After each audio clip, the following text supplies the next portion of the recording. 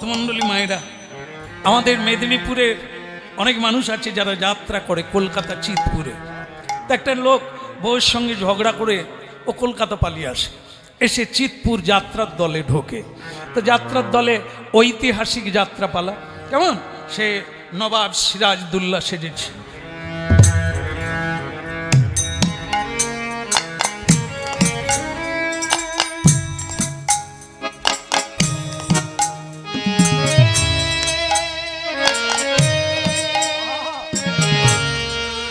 গরিব মানুষ, নাম তার ফগরে, কিন্তু যাত্রার দলে ঢুকে সে নবাব সেজেছে, চলা বলা পোশাক পরিচ্ছদ সেরকম।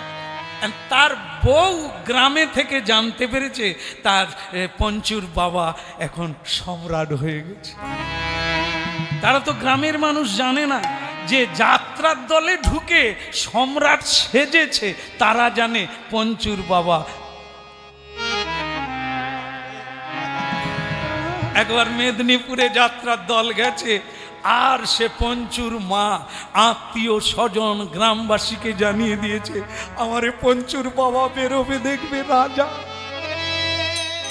আমরা দুজনে ঝগড়া করেছিলাম, উনি রেগে চলে গিয়ে এখন রাজা হয়ে গেছে। গ্রামের লোক অত পড়াশুনো জানে না, তারা বলে পঞ্চুর মা, তা আমাদের তো গর্বের বিষয়, ও যখন রাজা হয়ে গেছে যাত্রার শেষে ওকে ধরবো, আমাদের ভাঙা রাস্তাঘাটগুলো যেন ঠিক করে দেয়।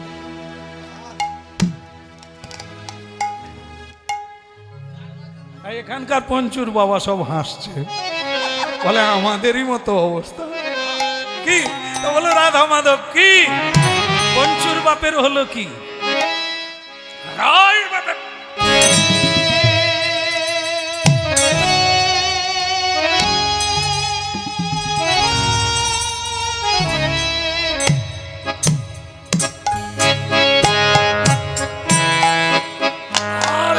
হই হই পড়ে গেছে, ওই তো পঞ্চুর বাবা, ওই তো পঞ্চুর বাবা।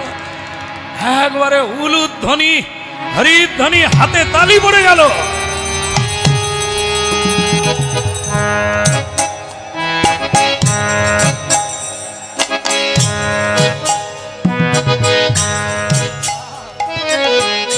শোনান শোনান নগরবাসী, আপনাদের জন্য আমি জীবন দিয়ে সব করতে পারি, আমি নবাব।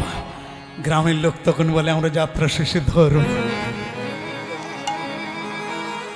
নবাব গ্রিন রুমে চলে গেল, যাত্রা শেষ হয়ে গেল, যাত্রার ম্যানেজার টাকা গুনছে। গ্রামের লোক গিয়ে বলে মহারাজ কোথায় আছে?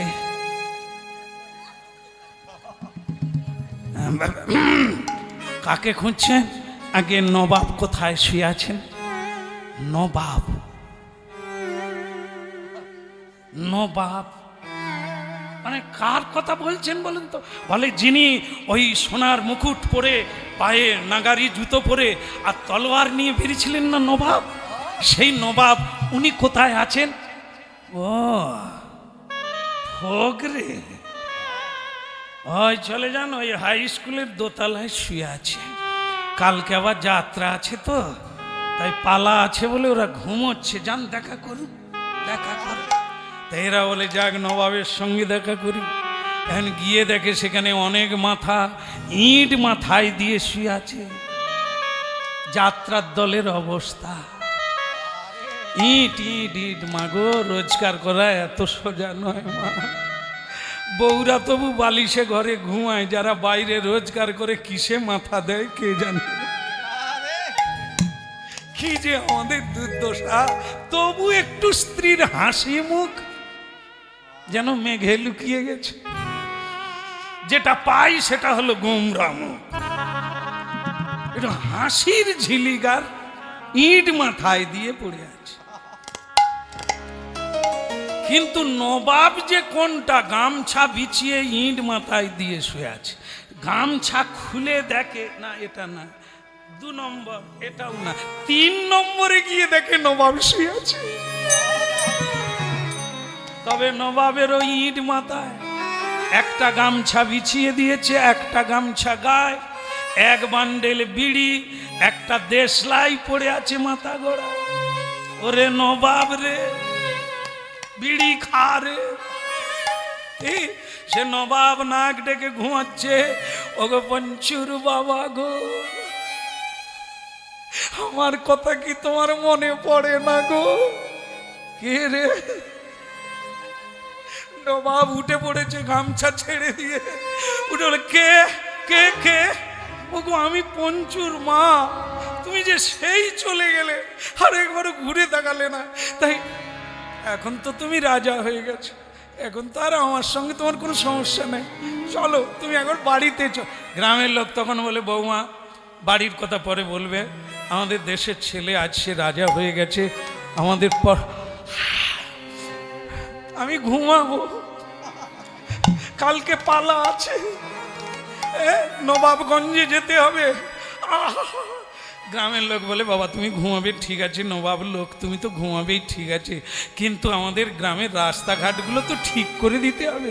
আমি আমি 2.5 টাকা পাই, এই যাত্রার দলে আমি নিজে বিড়ি খেয়ে শেষ হয়ে যায়, তাই ঘর যেতে পারিনি লজ্জায়। আমি রাস্তাঘাট ঠিক বলে, আমি তো সে কথা বলছি নি পঞ্চুর বাবা, তুমি তো ফকিরে ছিলে, কিন্তু এখন তো তুমি নবাব।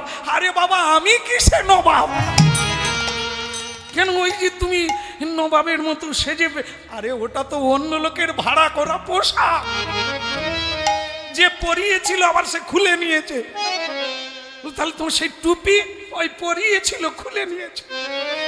তাহলে সেই জুতো, বলে ওটা আমার কথা, আমি আমার চটি জুতো তো তার গুড়ালি নাই,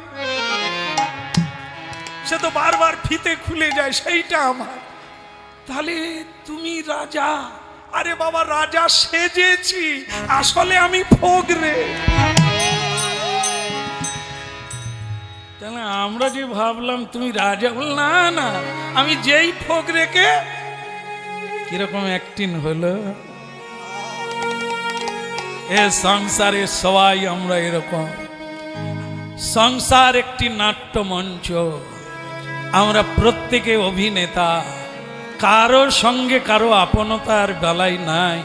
আগের বারে অন্য সংসারে ছিলাম, এবারে এখানে এসেছি, এরা সবাই থাকবে, আমি চলে যাব। হরিনাম শুনুন আর জীবন সম্পর্কে জানুন, আনন্দে মাতোয়ারা হয়ে যাবে। এরই নাম সংসার, বড় মজার।